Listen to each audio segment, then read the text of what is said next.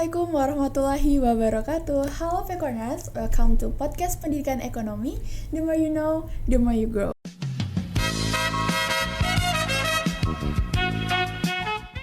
Nah, kali ini balik lagi bareng aku Zahra Maharani, mahasiswi Pendidikan Ekonomi yang bakal temenin Pekorners buat ngobrol bareng geser keren di podcast kali ini. Nah, podcast kali ini kita berada di segmen Penong Peko Nongkrong.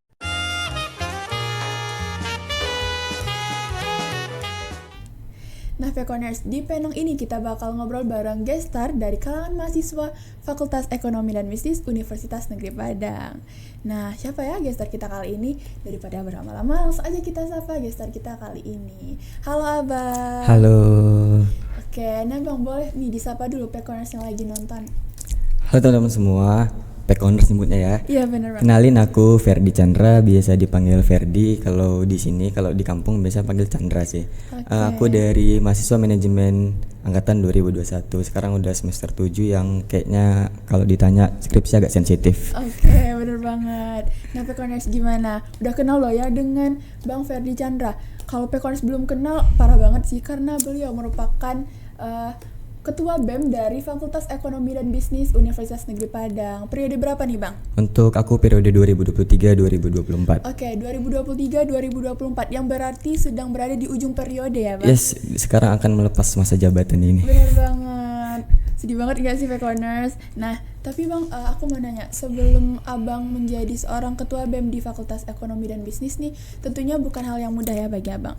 Nah, apakah sebelumnya Abang emang sering ikut organisasi di SD, SMP, dan SMA? Gimana Bang?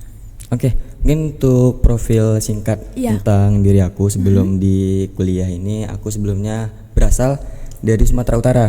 Dari bukan Medan ya, bukan orang awak sebenarnya. Oke. Ya, jadi dari Sumatera Utara dan pergi berlabuh ke ranah Minang untuk meningkatkan pendidikan di kuliah.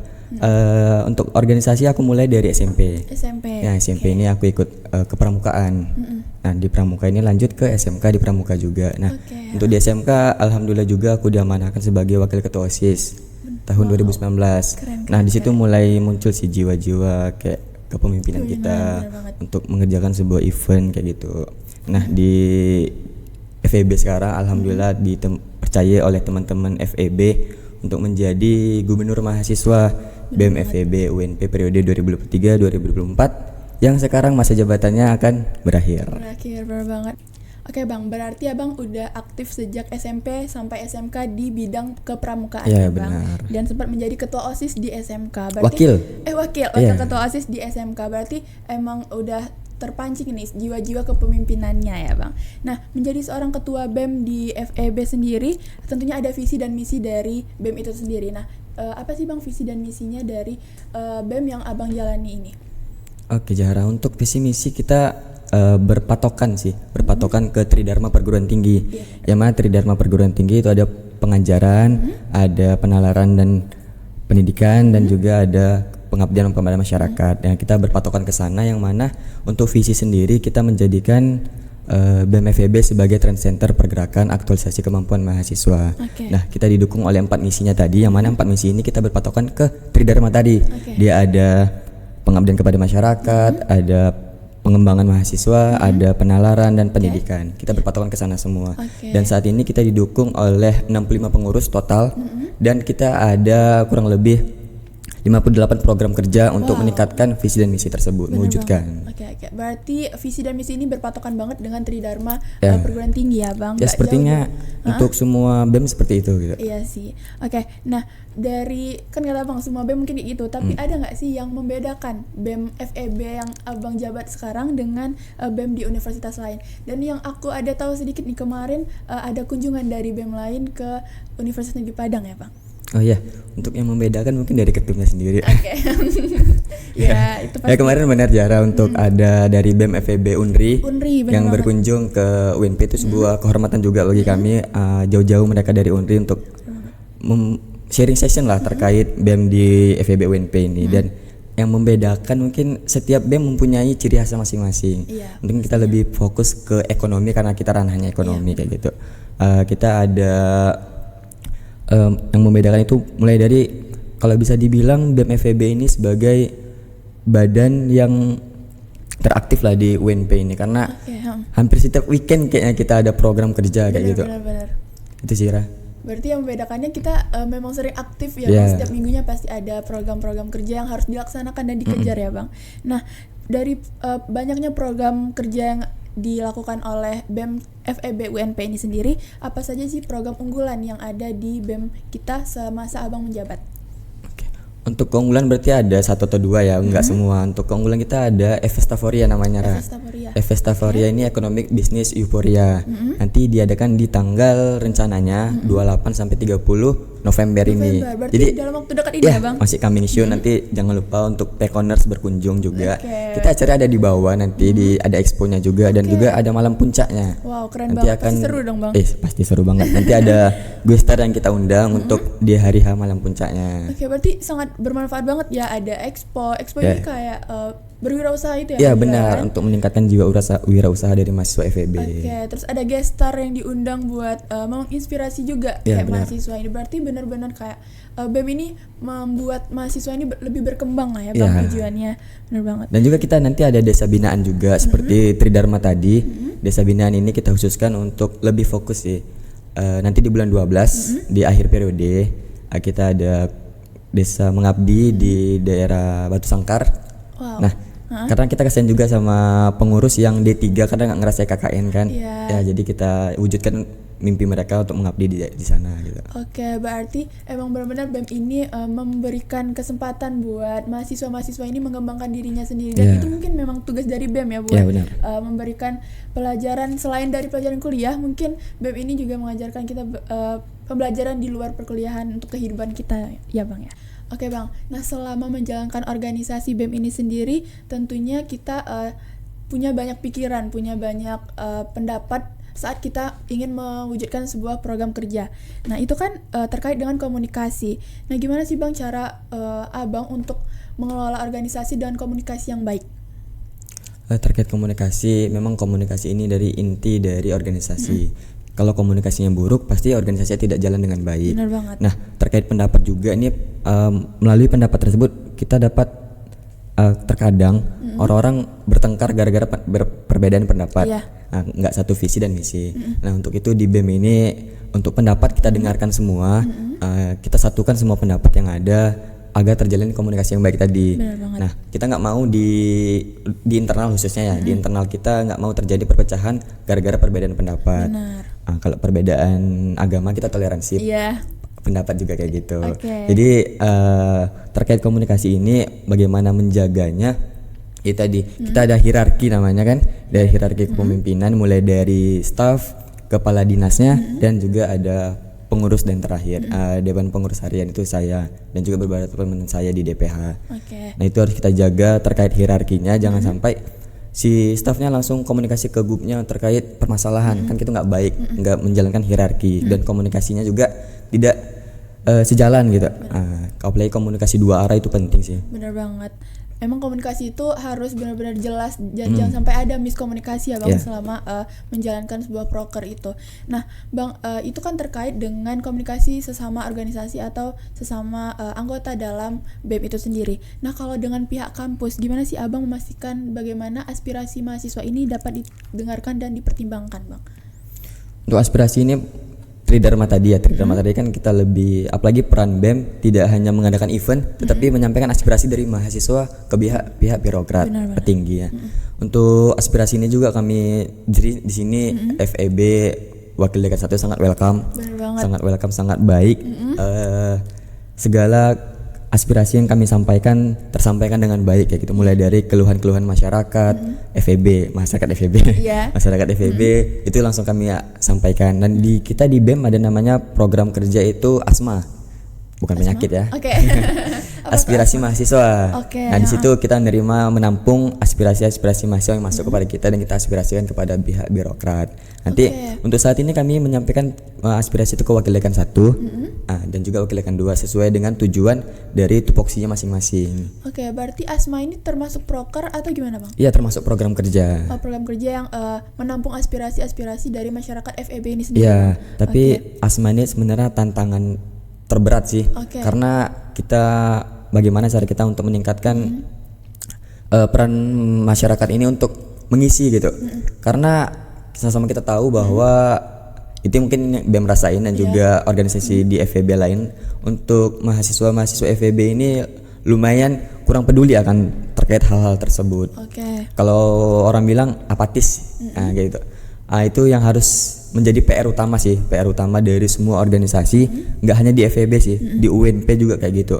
Peran mahasiswanya sangat minim terkait organisasi ataupun hal-hal seperti itu yang berkaitan dengan peningkatan. Sebenarnya kan kalau aspirasi ini kita sampaikan untuk meningkatkan misalnya kekurangan-kekurangan apa aja sih yang ada di FEB gitu kan. Jadi bisa kita sampaikan karena nggak hanya BEM yang ngerasain, FEB ini punya masyarakat dan mahasiswa FEB mulai dari angkatan baru sampai angkatan yang lama gitu.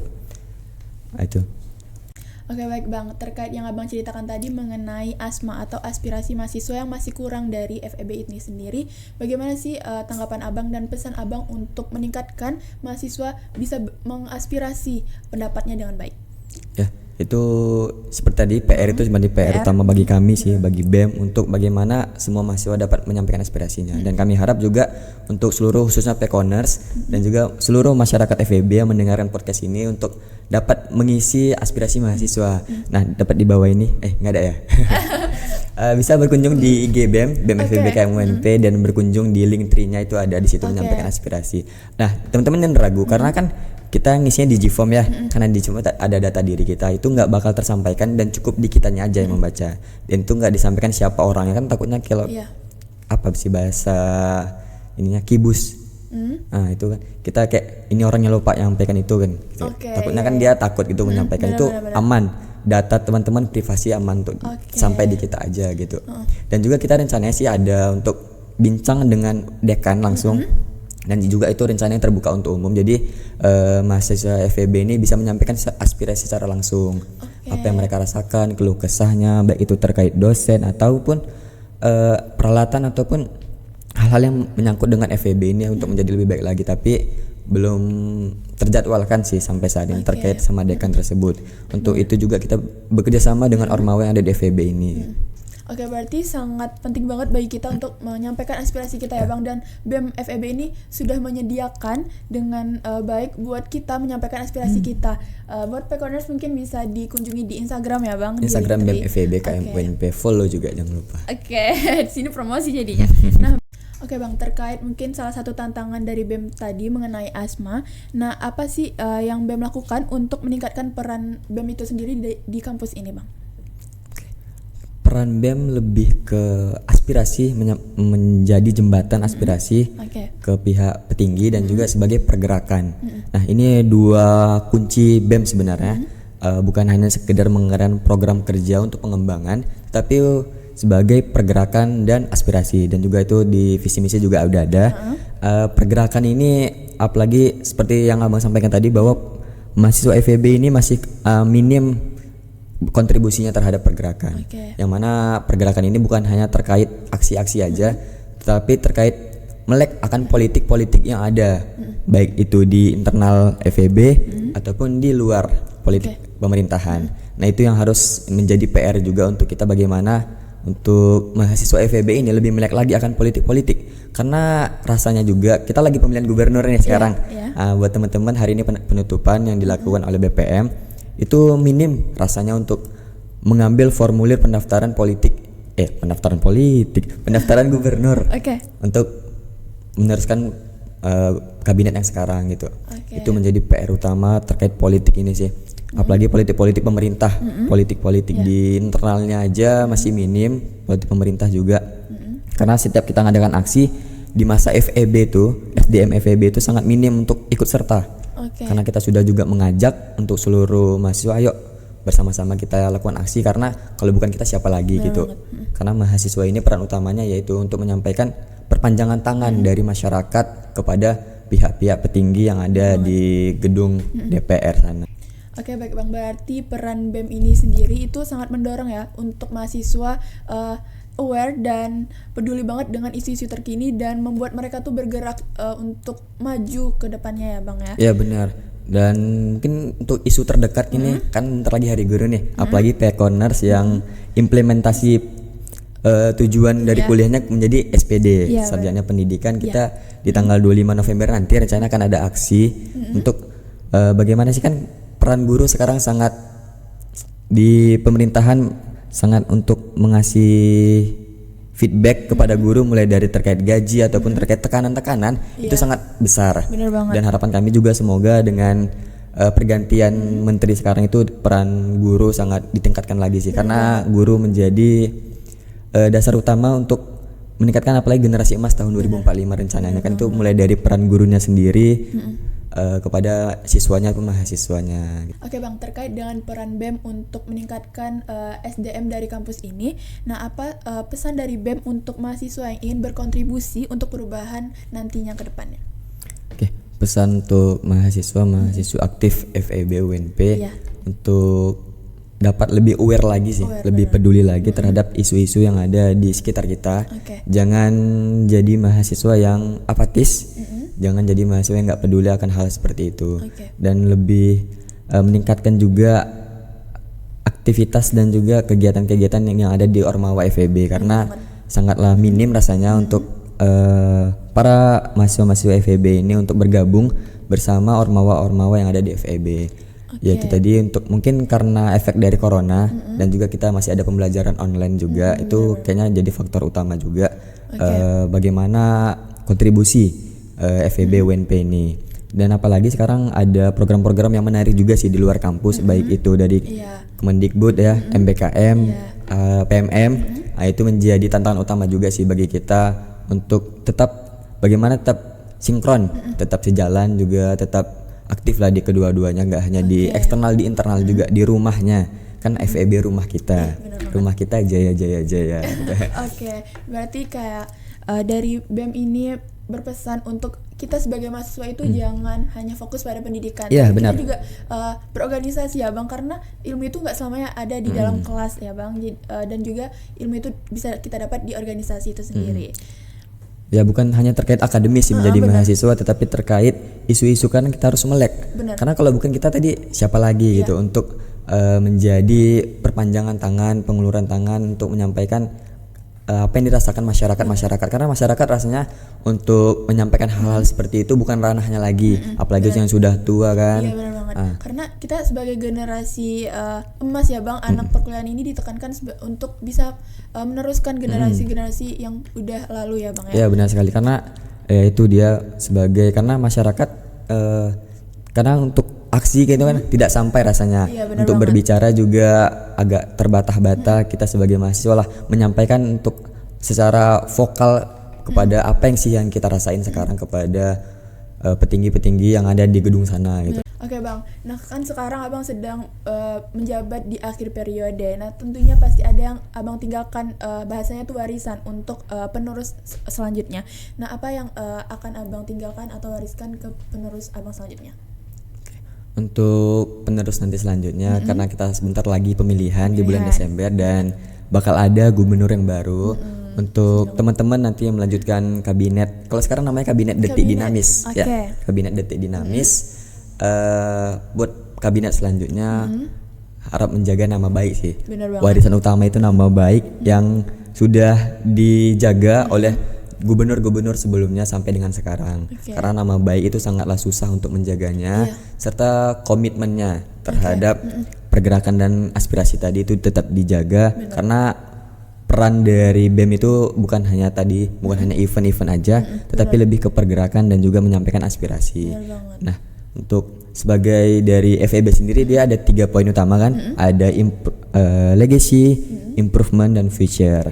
Nah, hal-hal yang menjadi warisan program kerja sepertinya layak untuk dilanjutkan, boleh diimprove, tapi tetap mengedepankan masa depan ke depan. Nah Bang, selanjutnya ini pertanyaan terakhir nih buat Abang. Selama menjadi ketua BEM tentunya ada suka duka menjadi ketua umum BEM ini sendiri. Nah apa aja sih, boleh diceritain dong Bang, suka dan duka Abang? Ya terkait suka duka di akhir periode ini, ada pepatah mengatakan Buya Hamka bahwa legend is legend, pemimpin adalah menderita. Ketika kita menjadi seorang pemimpin, kita harus siap untuk menderita. Menderita ini lebih ke siap kita untuk dijauhi oleh teman, waktu kita bakal banyak terbuang, dan juga prioritas kita bukan hanya tentang kuliah, tetapi tentang memegang FEB ini. Bener banget. FEB ini bukan hanya 65 pengurus yang kita kelola, tetapi bagaimana membawa nama FEB ini untuk citra ke depannya. Tuh, pemimpin harus siap menderita. Dan itu yang aku rasain sih. Bagaimana untuk mengerti 65 pengurus, masing-masing pengurus memiliki pendapatnya masing-masing, isi pikirannya masing-masing. Untuk aku sebagai pemimpin harus bisa mengelola 65 kepala tersebut hingga menjadi satu visi tadi, satu misi yang dapat kami jadikan satu dan menjadi satu kesatuan semua. Oke Bang, itu mungkin terkait dengan duka kayak waktu Abang jadi terbuang, terus harus siap dijauhi teman dengan kesibukan Abang menjadi ketua umum di BEM itu sendiri. Karena banyak proker tentunya banyak kegiatan yang akan dilakukan di BEM dan Abang benar-benar kayak menghabiskan waktu tuh lebih banyak mungkin ke BEM sendiri ya Bang. Dan dukanya Abang tuh harus menyatukan pendapat-pendapat dari anggota-anggota dan bawahan Abang berarti ya Bang. Nah itu ya. Nah itu menjadi pemimpin karena harus seperti itu. Iya, benar banget. Harus menjadi pemimpin, kita harus kehilangan 50% dari jati diri kita. Itu harus siap kita terima. Dan waktu terkait skala prioritas juga kita harus memaksimalkan dengan baik. Karena pasti kita di FEB ini karena sampai malam, tugas kuliah kita. Nah, itu harus tetap menjadi prioritas utama. Karena kita menjadi mahasiswa ya tujuan utamanya kuliah tetap gitu kan. Organisasi tetap bisa di skala prioritaskan, bukan di nomor 2 kan, tapi di skala prioritaskan. Karena aku berkomitmen untuk bahwa jika ada 1000 kesempatan di saat gemuruh badai hujan, aku akan memilih untuk tidak memakai payung. Aku akan memilih untuk hujan-hujanan bersama organisasi ini. Iya, sangat-sangat aware dan sangat-sangat apa ya, memberikan kontribusi yang terbaik lah untuk FEB ini sendiri. Oke Bang, untuk sukanya selama menjadi ketua BEM di FEB ini dan selama menjalankan kegiatan-kegiatan di FEB ini apa nih Bang?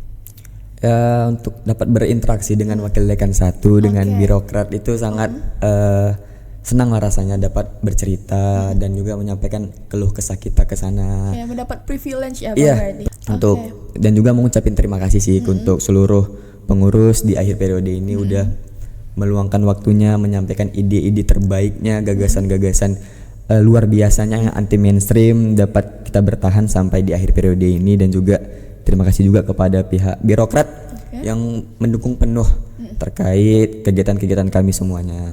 Itu sih kesan yang aku rasain, banggalah menjadi bagian dari cerita di kabinet Detik Dinamis sekarang. Oke, nah tentunya buat Pekoners dan mungkin dari anggota BEM sendiri harus banget nonton episode kali ini karena disinilah Bang Ferdi tuh menceritakan dan memberikan kata-kata buat anggota BEM sendiri dan mengucapkan terima kasih ya Bang buat anggota dari BEM yang udah Abang jalani selama periode Abang jalani. Betul.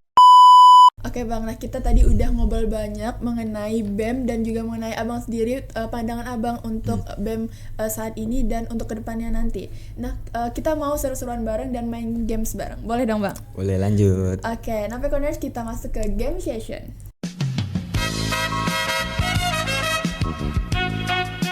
Oke Bang, di game session ini kita bakal main games namanya word association. Nah nanti aku bakal sebutin satu kata dan Abang menjawab secara spontan. Oke. Nah buat pertanyaan pertama, kata pertama itu mata. Berbicara. Mobil. Berkendara. Pantai. Laut. Makan. Teh botol. Oke, cinta. Love. Buku. Belajar. Kucing. Mata. Hujan. Cinta. Hujan adalah cinta. Kenapa Abang mengatakan hujan itu cinta? Karena melalui hujan gitu kita dapat merasakan cinta dan kedamaian dalam diri kita. So sweet banget. Selanjutnya sahabat. Teman. Musik. Hindia. Abang suka musik India? Ya, beberapa lagunya sangat relate dengan kehidupan kita sehari-hari. Oke, tepuk tangan dulu. Oke, nah Bang tadi kita udah ngobrol panjang dan juga seru-seruan bareng. Nah, ya berarti kita berada di ujung segmen pada episode kali ini. Nah, sebelum itu aku mau minta closing statement dari Bang Ferdi sendiri. Oke, sebelumnya terima kasih untuk podcast Pendidikan Ekonomi yang telah memberikan kesempatan buat aku untuk berkunjung ke sini, bermain-main ke sini. Semoga dapat memberikan kesan yang baik buat kita semua. Dan closing statement dari aku mengibarkan organisasi sebagai lautan yang mana aku rela tenggelam di dalamnya meskipun berenang bukan keahlian aku. Dan juga buat teman-teman yang melanjutkan pemimpin selanjutnya dan juga buat penerus harus tahu bahwa apapun yang dikerjakan oleh pemimpinnya, mereka selalu mengusahakan. Tapi tolong untuk lebih peka lagi terhadap pemimpinnya, karena kita pemimpin juga butuh ditanya. Bener banget. Nggak hanya teman-teman yang ditanya, tapi kita juga butuh ditanya terkait gimana hari ini. Cukup itu saja, mungkin sudah merasakan deep yang sangat besar gitu. Oke, berarti abang sebagai pemimpin itu juga butuh ya bang buat didengarkan oleh orang lain. Karena kayak lagu yang jika semua bersandar padaku, lalu aku bersandar kemana. Kayak gitu ya bang, kayak Ya. sebagai seorang pemimpin mungkin merasakan kemana ya aku mau bersandar gitu kan. Dan abang juga butuh untuk tempat bersandar ya bang. Ya. Oke bang, dari abang masih ada nggak pesan buat Pekoners atau buat nantinya yang bakal menonton podcast ini bang? Ya, sebagai pemimpin kita harus memiliki prinsip bahwa non dukor duko. Apa tuh bang? Saya tidak dipimpin, saya pemimpin. Oke, wow keren banget. Jiwa kepemimpinan dari abang ini sangat melekat pada diri abang. Nah boleh nih bang, sebelum kita menutup ini, mungkin ada Pekoners atau yang nonton nanti kepo nih dengan Instagram dari Bang Ferdi, boleh bang? Oke, teman-teman semua Pekoners boleh berkunjung ke Instagram aku @fchndraa_. Nanti konfir aja boleh, aku konfir nanti. Atau kalau mau sharing-sharing juga terkait organisasi atau terkait dunia perkuliahan, boleh banget DM aja langsung di Instagram aku. Oke, DM-nya yang membahas tentang yang penting-penting ya bang? Bukan Iya, kayak untuk masalah pribadi juga boleh. Oke. Kita terbuka. Oke. Nah, buat Pekoners juga jangan lupa terus tonton dan dengerin podcast Pendidikan Ekonomi di Spotify dan YouTube di sini. Oke bang, nah kita udah benar-benar berada di ujung segmen podcast kali ini. Iya. Nah, sebelum itu kita nanti tagline bareng. Kalau Apa aku tuh? bilang podcast Pendidikan Ekonomi, nanti kita jawab the more you know, the more you grow. Oke, boleh. Langsung aja ya bang. Langsung aja. Oke. Podcast Pendidikan Ekonomi, The more you know, the more you grow. Aku Zahra Maharani pamit. Aku Ferdi Chandra pamit. Assalamualaikum warahmatullahi wabarakatuh. wabarakatuh.